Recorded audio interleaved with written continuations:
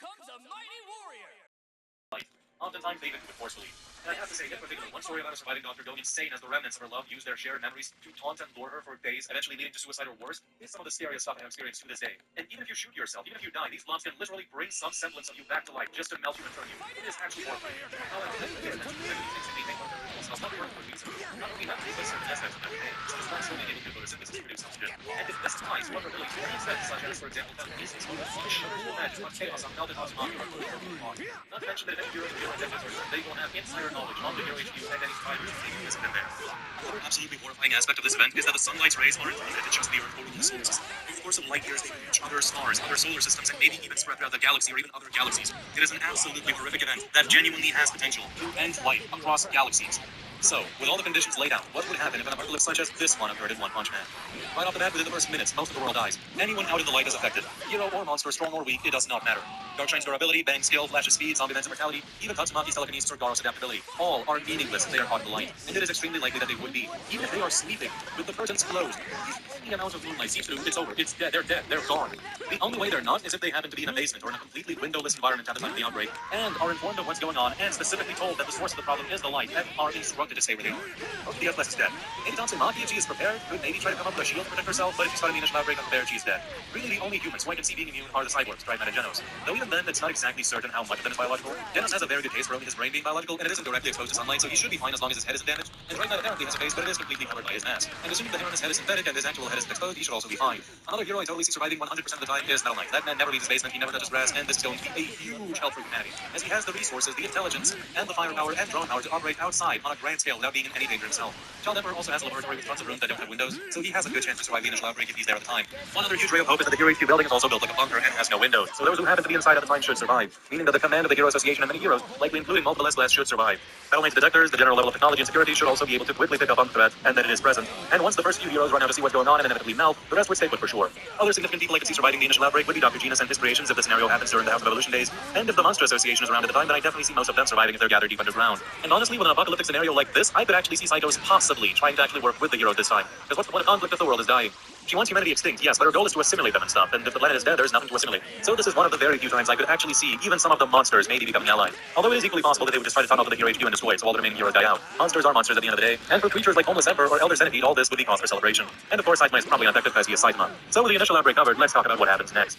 Most of humanity is dead. Like a solid 90% is dead after the first 24 hours, maybe even more. Forests, farms, all gone. So there will be immense water and food shortages. However, with geniuses like Metal Knight, Child Emperor, and possibly Genus working together, they could probably set up an entirely artificial farm system underground, and have Metal Knight's drones retrieve things from the outside that are needed, as well as construct new durable facilities without any windows where survivors could gather. It is important to remember that with several layers of clothing and good equipment, it is possible to travel through the land even for regular people, so survivors would be informed of what is going on through various means and encouraged to gather at the Hero HQ, which would basically become the last bastion of mankind. The Flash monsters would ruthlessly hunt survivors, but most heroes are definitely capable of fending them off, and Metal Knight's defenses should definitely be capable of holding them off, or even wiping them out in certain areas. Special routes with robots and turrets standing on guard would definitely be set up leading from each major city to the Hero HQ so survivors can travel safety. Remember, Metal Knight built the Hero Association headquarters in like a week, and the conditions don't really affect his efficiency since all the workers are remote-controlled robots anyway. He could very quickly build new things. The biggest issue would be lack of materials, but again, before you have Child Emperor and Genus and Drive Knight and Genos and who knows, maybe even some of the monsters as well working together, should be able to build underground infrastructure and manufacture things they need. Farms would be set up with any surviving seeds and animals, new drills for underground water would be made. Humanity should survive in this small pocket, but certainly not thrive. What also helps is that the blobs are technically safe to consume in small doses, so that helps with food. Eventually, I could see smaller outposts being built in what remains of the old cities, but with how much flesh there would be roaming around, that could take some time, I imagine. However, there are certain complications that could make the scenario way tougher than it currently is. Some of the monsters could definitely choose to destroy instead of rebuild. Homeless Emperor, Royal Ripper, Elder Centipede, such monsters would totally go out of their way to try to kill the heroes. Elder Centipede simply tunneling to the Hero HQ and digging out all of the bedrock beneath the building would be too catastrophe if not immediately taken care of. Or Homeless Emperor raining down bombs from far away as he sits flat at 10 layers of clothing a few kilometers away could also lead to disaster. Although I like to imagine that afterwards he would die due to wearing 10 layers of clothing in the desert. Any small mistake, any stumble between heroes could potentially be catastrophic, especially if they are strong enough to actually break a wall. There's also the mental aspect concern. Some people might be eventually breaking down and perhaps trying to even sabotage their community.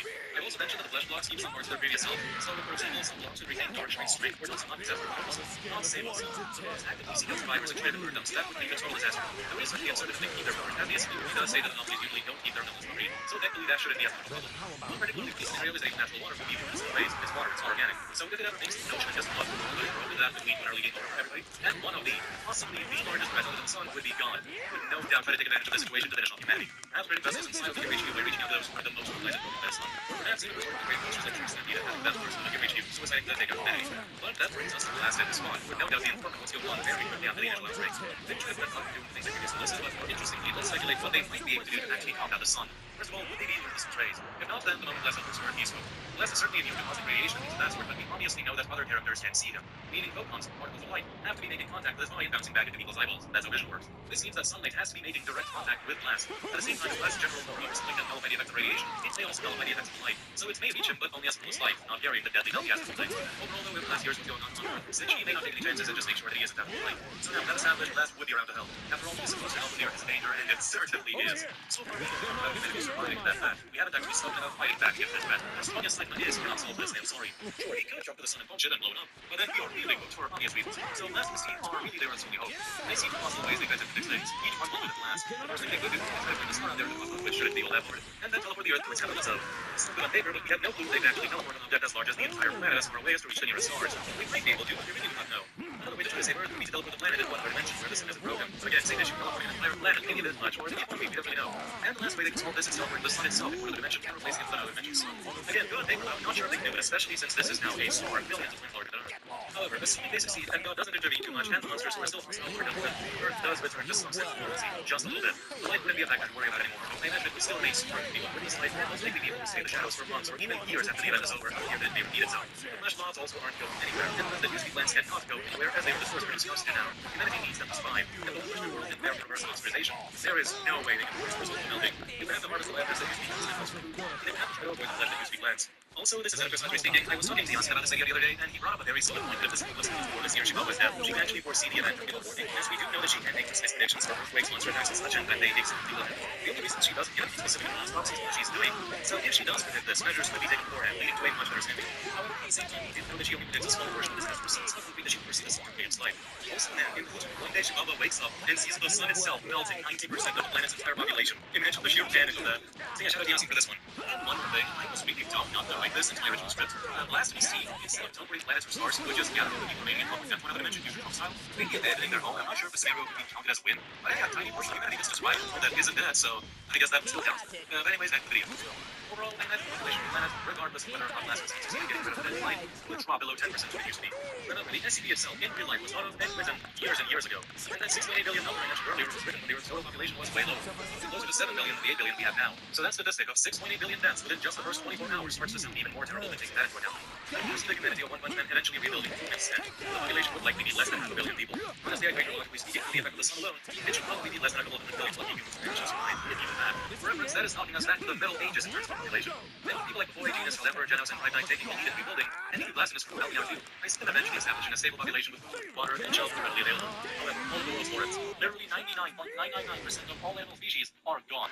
And the flesh does not reproduce. Humanity would have a vast, but limited supply of food in terms of meat. I'm certain that some animals and plants and seeds from the world war would have been preserved in places. So eventually, over the course of generations, I see humanity slowly reestablishing life on the planet. But it will probably never be as diverse as it once was, and it will take hundreds and hundreds of years for humanity to get back to its former glory.